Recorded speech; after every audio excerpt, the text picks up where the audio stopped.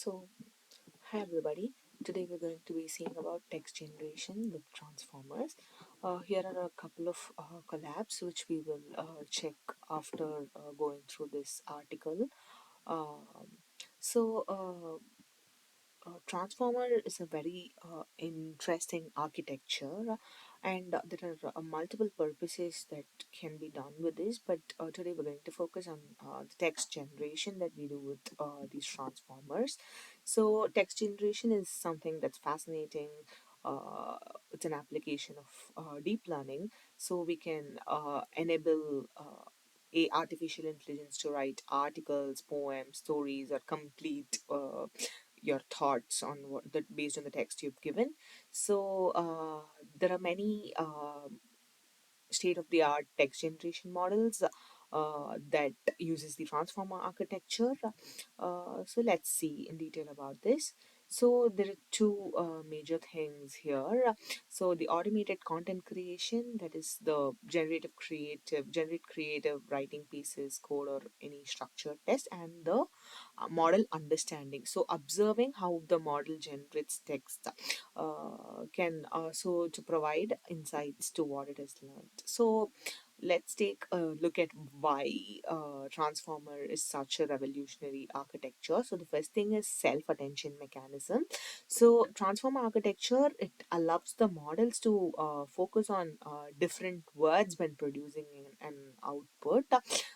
So it uses the mechanism where you can the model would weigh the importance of the different words regardless of what their position in the sequence is. And there's also something called multi-head attention, where instead of having one set of attention weights, there are multiple sets of weights, so that the model can focus on different parts of the input based on the tasks that's being performed. And also positional encoding is done. So since transformer doesn't have a built-in notion of order, so positional encodings is to make sure that the model knows what the sequence order is and follows it. So when we take a look at our code, so we have implemented it in PyTorch as well as JAX and TensorFlow. So we've performed data tokenization, and then we've done transformer components like feed forward, multi-head attention and block, and model definition. And then we perform training. So with the Adam optimizer, the model learns to predict the next token in the sequence. So and then we estimate the loss on training, and then validation set to performance to do performance monitoring, and then we do the text generation based on what our model has learned so far.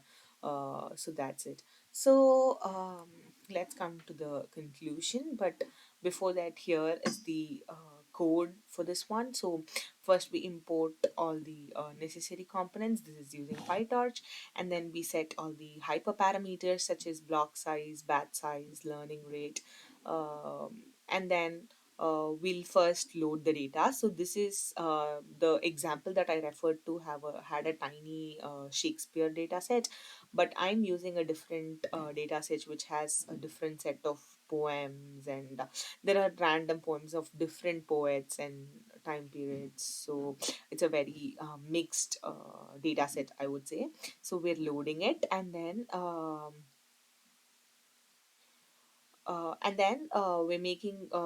we're creating, we're encoding all these data sets that we've just loaded, and then we're splitting the train and test data. And then we have the batch data generator function. So it generates small batches of data for training and validation, and then we estimate the loss. So we'll evaluate the performance of the model after a number of iterations, and then we'll return the average loss for the training and validation sets. And then we have several transformer components here, like the multi-head attention, feed forward, and block that we were talking about.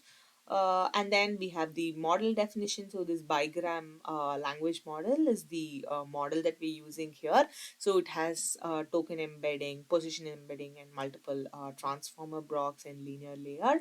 So once that is done, the model is initiated, and then we use optimizer, and then we perform training. So as we can see, the training is, it goes for about 5,000 iterations, and then using the trained model, we're generating data for the uh, based on the data set that they've given, and we can see that the data is getting generated here. So we perform this operation using TensorFlow as well here. So we read the data set, we create vocabulary, and then mapping the characters. That's what we do here, and then encoding the data. That is, we convert the data into a sequence of integers, similarly how we did in PyTorch, and then we split the data set into test and validation, and then the batch data generator. So here we have uh, an understanding of what each of these methods are for. So, what multi-head self-attention is. So, this class defines the multi-head self-attention mechanism, and what the transformer block does is it represents a block in transformer architecture, which includes attention mechanism and feed-forward neural network. So, for each of these, we have comments here saying what they do, and similarly, we do a training here, and then the text is generated. So, in conclusion, so transformers are a huge part of NLP landscape now. They've definitely contributed to make transformations in a wide range, and this model, the deep diving into this understanding of text generation using transformers is important. Although it might seem complex, I think the results are amazing, and there is more to look into in this aspect. So yeah, looking forward to learn more about these transformers.